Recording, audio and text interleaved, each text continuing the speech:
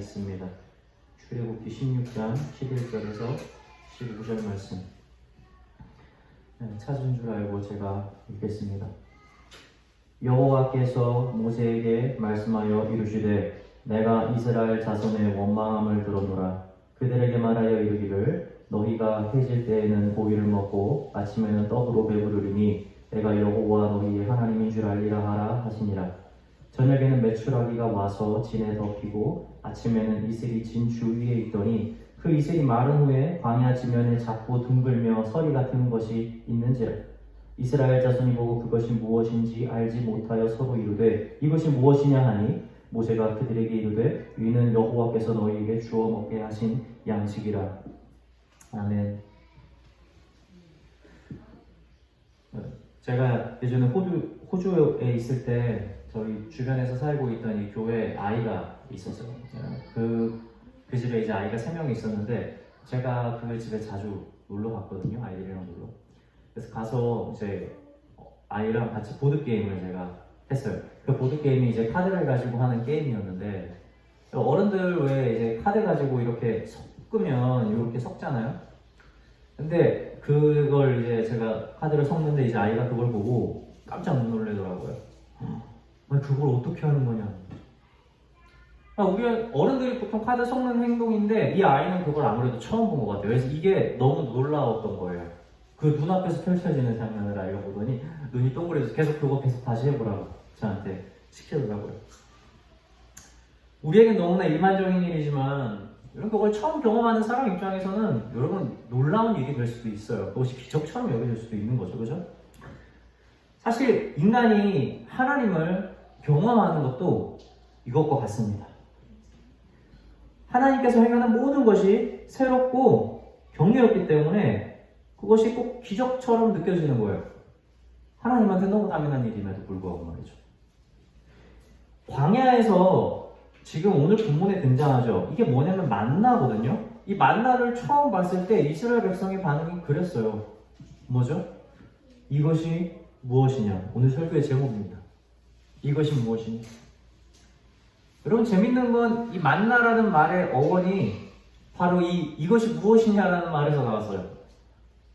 우리가 알지 못하는 것인데 그것이 있는 거예요. 그래서 그것을 먹는 거죠. 사실 성경에서 이 만나는 굉장히 주는 의미가 커요. 그것이 있다가 없어지죠. 하루가 지나면 없어져요. 그래서 많이 가져가는 사람들은 오히려 쓰레기만 많아져요. 먹고 나서 다음날 되면 막 벌레가 들끓고 냄새가 나거든요. 그런 거였어요. 그리고 이 만나는 오로지 광야에서만 먹을 수 있는 허락된 음식이었습니다. 그래서 이스라엘 백성에게 하나님이 가르쳐준 거예요. 너희가 일용할 양식, 하루에 필요한 양만큼 내가 채워줄 테니까 미리 정해서 너희가 더 만들지 말고 먹을 필요한 양만큼 먹어라 이거죠. 재밌는 건 그 수많은 이스라엘 백성들이 먹을 양에 정확하게 맞고 그들이 먹는데 부족함이 하나도 없다고 성경은 이야기를 한다는 거예요. 그렇게 하나님이 매일마다 채워준 게 바로 이 만나입니다. 더 나아가서 이 만나는 나중에 예수 그리스도께서 말씀하신 사람이 떡으로만 살 것이 아니다 라는 말에서 연결이 되고 그리고 나중에 우리가 말씀을 먹는다라는 말까지 가게 되는 거죠. 그래서 만나는 사실은 성경 안에서 굉장히 큰 의미를 가지게 됩니다. 그런데 저는 만나의 본질적 의미 말고 만나를 처음 봤을 때 그 반응은 말이에요. 이것이 무엇인가? 여러분 우리 삶에도 이러한 일들이 이 경이로운 궁금증이 생기게 된다는 겁니다. 하나님은 이스라엘 백성을 그들이 알지 못하는 방식으로 인도해냈어요. 모든 방법들이 새로웠고 모든 방법들이 너무 경이로웠죠. 그리고 심지어 하나님께서 그들에게 먹이는 방법도 굉장히 신기한 방법이었어요. 그들이 경험하지 못했던 거죠. 이처럼 인간의 모든 예상과 기대를 뛰어넘는 것 있잖아요. 그런 것은 바로 하나님에게는 매우 일상적인 일이에요. 그래서 우리의 신앙생활은 우리가 앞으로 일어나거나 되어질 일을 기대하면서 나아가는 게 신앙생활이 아니에요. 뭐 예를 들자면 내가 앞으로 무엇을 할 것이기 때문에 그것을 위해서 기도한다든지 내가 어디로 갈 것을 알고 있기 때문에 믿으니까 내가 이렇게 행한다든지 하는 게 신앙이 아니라는 거예요. 오히려 신앙은 그것이 아니라 좀 반대예요. 내가 어디로 가야 될지 전혀 알지 못하는 상태에서 하나님의 말씀만 붙들고 자신을 그 어둠 속으로 그냥 밀어넣는 겁니다. 신앙은 여기에 가까워요. 그래서 우리는 미래 일에 대해서 생각을 하고 예상해서 우리가 신앙생활을 하는 것이 아니라 오로지 하나님의 말씀만 붙들고 우리가 알지 못하는 곳으로 돌아가는 것에 가깝다는 겁니다. 우리가 미래를 알겠습니까? 내일을 알겠어요? 전혀 그렇지 않아요. 우리는 당장 코앞에서 일어날 일도 예상조차 못하는 사람들입니다. 예언도 예수님에 의해서 끝난 거예요. 선지자 직분으로 마침표 찍으셨잖아요. 내가 가서 그 모양대로 다시 올 것이다라는 거예요. 여러분 이게 계시잖아요. 예수 그리스도께서 말씀을 주셨고, 그러면 우리가 붙들고 기도해야 되는 것은 우리의 미래가 아니라, 우리의 되어질 모습이 아니라 그것은 하나님이 하시는 거고 우리는 그분의 말씀을 붙드는 거예요. 그것이 진정한 비전 있는 삶입니다. 그리고 그렇게 살면서 하나님께서 우리를 알지 못하는 곳으로 인도했을 때 우리가 이스라엘 백성처럼 이렇게 말하겠죠. 이것이 무엇이냐? 라는 거죠. 보통 사람은 예상치 못한 일 만나는 걸 되게 싫어해요. 왜 그러겠어요?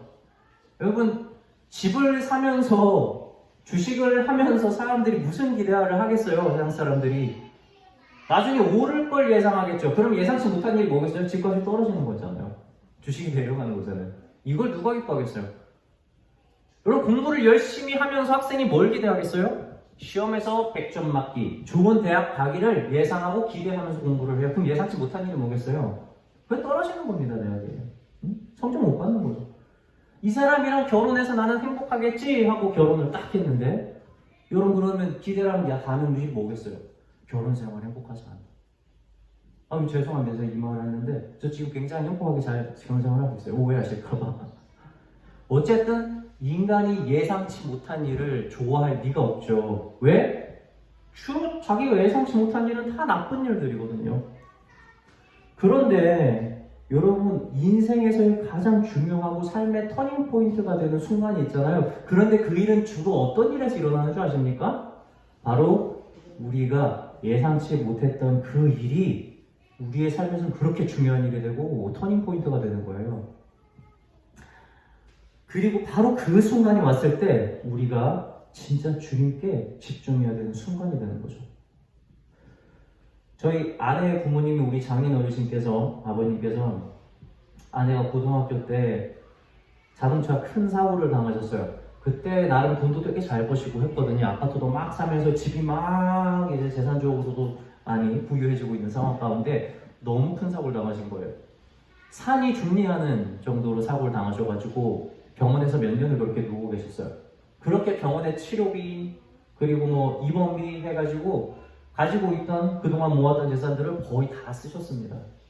어떻게 보면 그 가족이 가장 지금까지 겪었던 일 중에 충격이고 힘든 순간이 바로 그 순간이었고 저희 아내도 종종 그렇게 얘기를 해요. 그때 그 모든 돈을 다 쓰고 더 이상 한국에서 자리 잡을 수가 없어서 친척이 있는 호주로 그렇게 길을 떠나신 겁니다.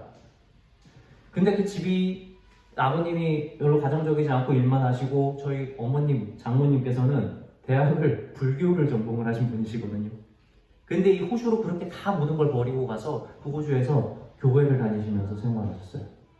그렇게 그 교회에서 예수님을 믿고 변하시게 됩니다. 저도 아내를 만나서 다시 말하면 목사인 사위를 돕게 되신 거죠. 호주가 그런 땅이 된 거예요.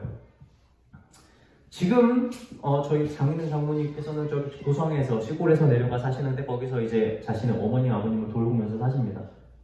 그런데 제가 그렇게 시골에 가끔 내려갈 때마다 얼마나 그렇게 행복해 보이는지 몰라요. 가정이 정말 화목하고 행복하고 그리고 기쁨이 넘칩니다. 저는 그렇게 생각해요. 비록 그 당시에 그 어려운 일들, 그 사고를 당해서 그것이 세상으로 볼 때는, 우리의 관점으로 볼 때는 정말 잊고 싶고 일어나지 않았었으면 하는 순간일지는 모르겠지만 결국 그 모든 것들을 하나님을 만나는 계기로 삼아서 진정한 행복을 찾은 것이다 라고 저는 생각을 하고 저는 정말 많은 부분을 갈 때마다 많이 배워요. 여러분, 이것을 저는 이렇게 말씀드리고 싶어요. 바로 이 믿음의 역전이 일어나는 순간인 거예요. 믿음의 역전이 일어나는 순간은 뭐냐면 나를 죽이고 나를 해하는 모든 순간들이 나에게 유익을 주는 순간으로 바뀌는 겁니다. 근데 이런 순간이 믿음을 통해서 일어나는 때가 우리의 삶에도 존재한다는 거예요. 하나님의 본질이 무엇입니까? 그건 세상에 자신이 지은 모든 피조물로부터 홀로 영광을 받고 찬양받는 게 여러분 하나님의 본질이에요. 우리를 사랑하신 것이 그분의 영광을 위해서 우리를 사랑한 거라고 성경은 이야기하잖아요. 그건 하나님의 본질인 겁니다. 그래서 그분은 자신을 우리에게 보이실 때 자신만의 방식을 사용해서 우리에게 보여주시는 거예요. 그리고 그 방식은 얼마나 창의적인지 여러분 우리가 감히 예상할 수 있는 방법이 아니라는 거예요. 우리가 예상하는 하나님의 모습, 우리가 기대했던 하나님의 모습과 벗어나게 우리에게 주시니까 여러분 앞에서도 말씀했듯이 주로 하나님의 선물은요 정말 받기 싫은 경우가 너무 많아요. 우리가 예상치 못한 일은 늘 우리에게 힘든 일을 주는 것들이니까 하나님은 주로 우리에게 힘든 일을 그분의 선물로 주신다는 거예요. 이게 참 모순적인데 어쩔 수가 없어요. 다시 말하면 너무나 소중한 보물 같은 선물의 내용물을 쓰레기로 포장하는 거예요. 받기 거북하게 말이에요. 하나님의 일은 그렇습니다. 우리가 왜 예상치 못한 순간을 만나게 해서 자신 앞으로 나오게 하려고 그런다는 거예요. 이것이 복이라는 겁니다.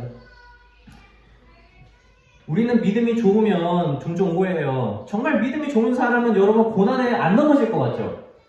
정말 믿음이 좋으면 하나님이 주신 은혜를 그대로 다 깨달을 것 같죠? 여러분 절대 그렇지 않아요. 다시 한 번 더 말씀드리지만 하나님은 아무리 믿음이 좋고 아무리 지혜로워도요 그 기대를 뛰어넘는 걸 주세요.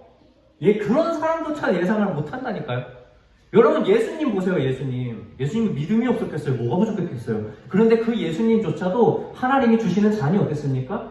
인류를 위해서 십자가에 못 박히시는 바로 그 고난이었어요.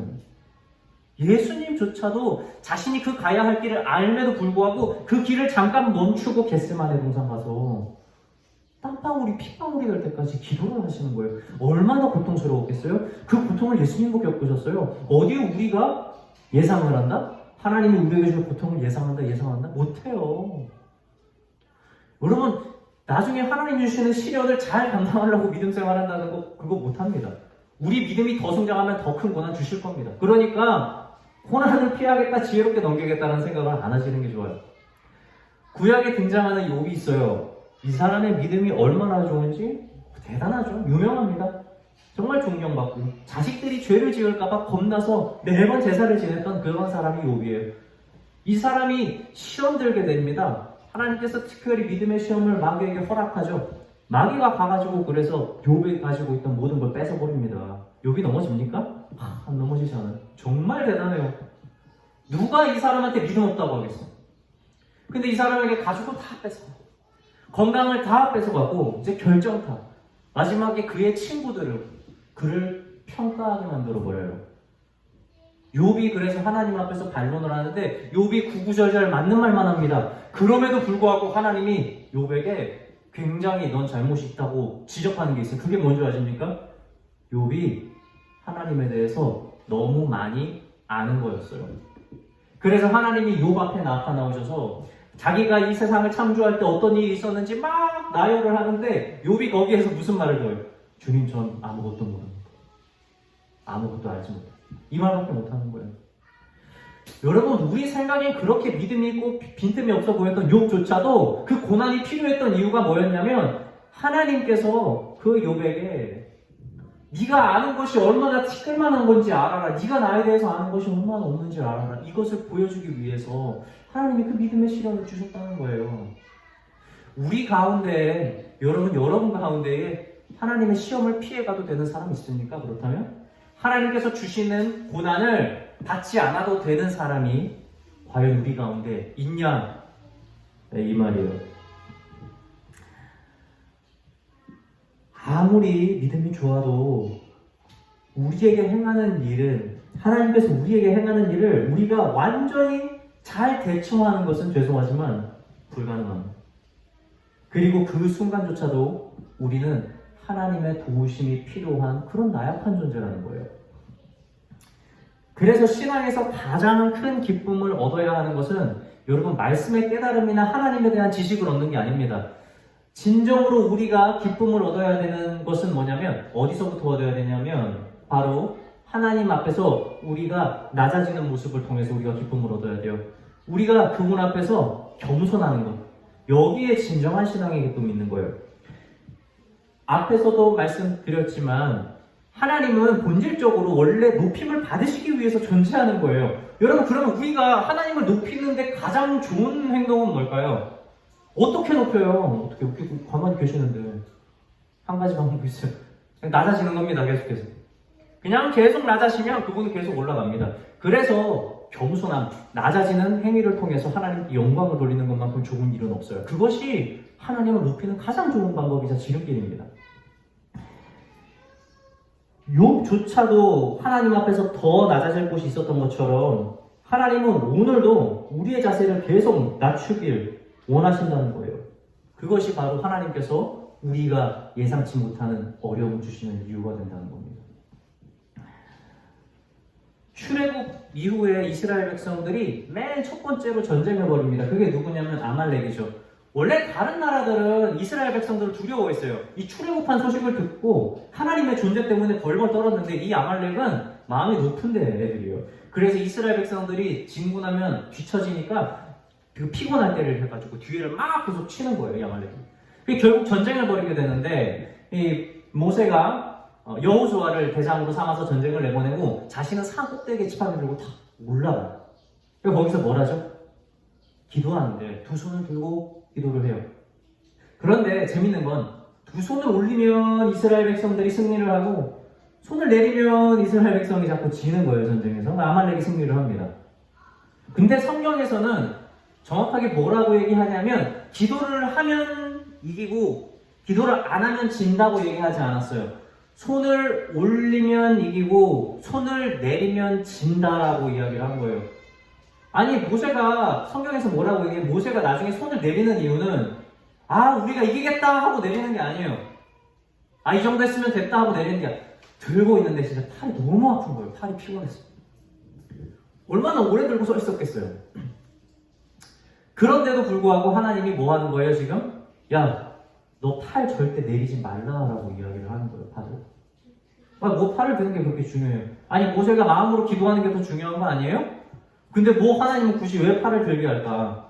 결국엔 모세가 팔을 들면 지니까 나중에는 밥 위에 앉아가지고 아론과 훌이 이 손을 옆에서 탁 들어줘요. 손을 못 내리게 옆에서 누가 도와주는 겁니다. 그렇게 해서 손을 끝까지 내리지 않으니까 이 이스라엘 백성이 전쟁에서 대승을 거두게 됩니다. 올렸다 내렸다 안 하고 이제 계속 올리고 있는 거죠. 여러분, 이 말씀에서 가르치고 싶은 게 뭘까요? 전쟁을 기도해야 이긴다? 기도할 때 힘들어도 다른 사람의 힘을 빌려라? 여러분, 맞을 수 있어요. 그러나 성경에서 하나님께서 중요하게 생각한 게 뭐였어요? 손을 내리지 말라라고 했다는 게 있어요. 여러분, 양손을 든다는 게 무슨 행위입니까? 우리 가끔씩 찬양할 때, 기도할 때 양손 들고 기도하고 찬양할 때 있잖아요. 손을 든다는 게 뭔지 아세요? 다시 쉽게 말씀드릴게요. 지금 아말렉과 전쟁을 벌이고 있는데 여러분, 전쟁 중에 양손을 든다는 게 무슨 의미입니까? 나는 무기를 가지고 있지 않습니다.